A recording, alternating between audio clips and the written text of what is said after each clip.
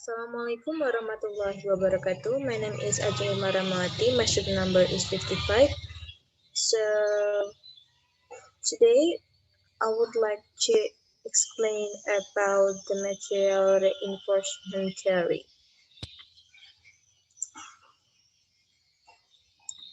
I will. Alright.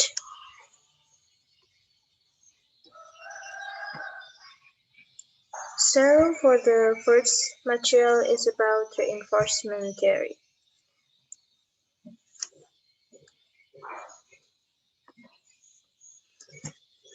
Well, reinforcement theory is the process of shaping behavior by controlling the consequences of the behavior in reinforcement theory.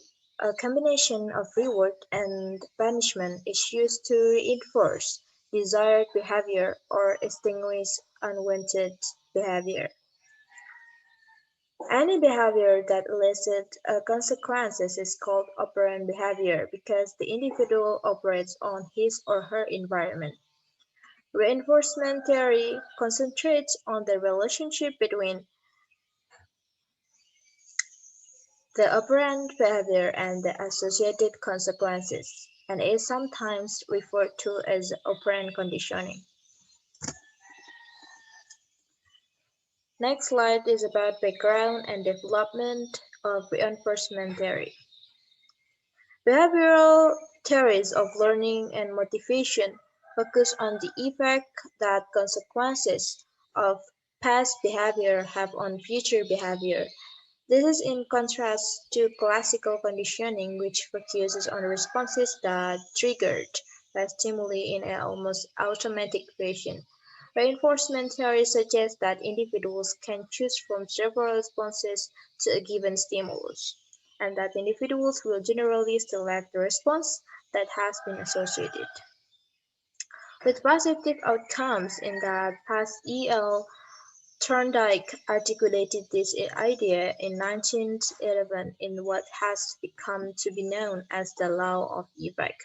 The law of effect basically states that all other things being equal, responses to stimuli that are followed by satisfaction will be strange, but responses that are followed by discomfort will be weakened.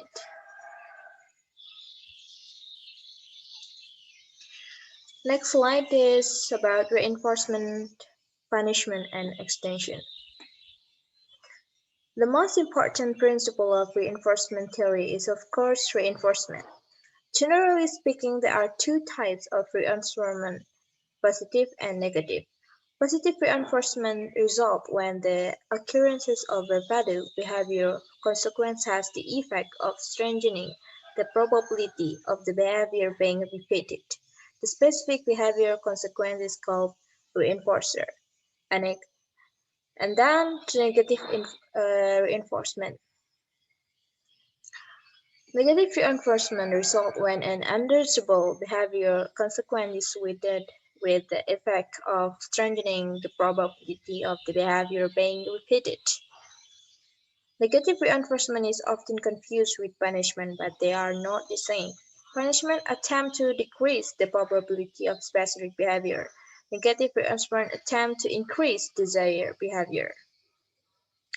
As mentioned above, punishment attempts to decrease the probability of specific behavior being executed.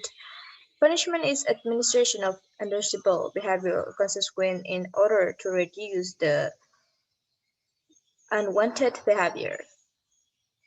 Punishment is one of the more commonly used reinforcement theory strategies, but many learning experts suggest that it should be used only if positive and negative punishment cannot be used or have previously failed, because of the potentially negative side effect of punishment.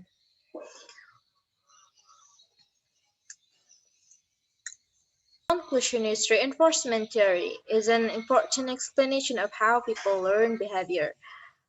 It is often applied to organizational setting in the context of a behavior modification program. So I think that's all about my material in reinforcement theory. Thank you for attention.